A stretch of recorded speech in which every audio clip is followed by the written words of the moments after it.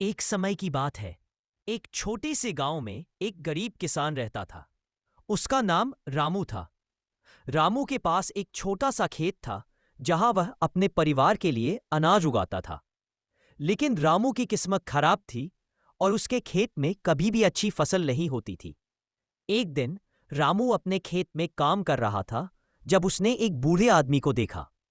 बूढ़े आदमी ने रामू से कहा, मैं तुम्हारी गरीबी देख रहा हूं।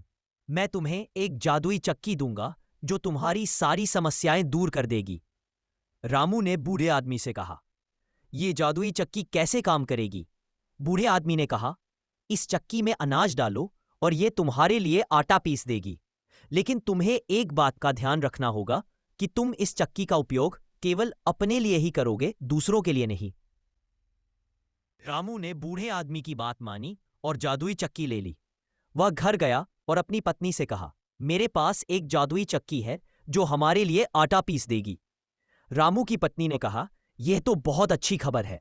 अब हम अपने लिए ताजा आटा पा सकेंगे। रामू ने जादुई चक्की में अनाज डाला और ये आटा पीसने लगी। रामू और उसकी पत्नी ने ताजा आटा से रोटी बनाई और अपने परिवार के साथ खाई। लेकिन जल्द ही रामू को अपने पड़ोसियों की गरीबी दिखाई देने लगी। उसने सोचा, क्यों न मैं अपनी जादुई चक्की का उपयोग करके अपने पड़ोसियों के लिए भी आटा पिसवाऊं। रामू ने अपने पड़ोसियों को बुलाया और उन्हें जादुई चक्की का उपयोग करने की अनुमति दी। लेकिन जैसे ही रामू ने दूसरों के लिए आटा पिसवाना शुरू किया, जादुई चक्की ने काम करना बंद कर दिया। रामू ने बूढ़े आदमी से कहा, मेरी जादुई चक्की काम नहीं कर रही है। बूढ़े आदमी ने कहा, मैंने तुम्हें कहा था कि इस चक्की का उपयोग केवल अपने लिए ही करो, दूसरों के लिए नहीं। तुमने मेरी बात नहीं मानी, इसलिए अब तुम्हें इसके परिणाम भुगतने होंगे। रामू को अपनी गलती का एहसास हुआ और उसने बूढ़े आदमी से माफी मांगी। बूढ़े आदमी ने कहा, ठीक है, मैं तुम्हें एक और मौका दूंगा, लेकिन तुम्हें अपनी जादुई चक्की का उपयोग सोच समझकर करना होगा।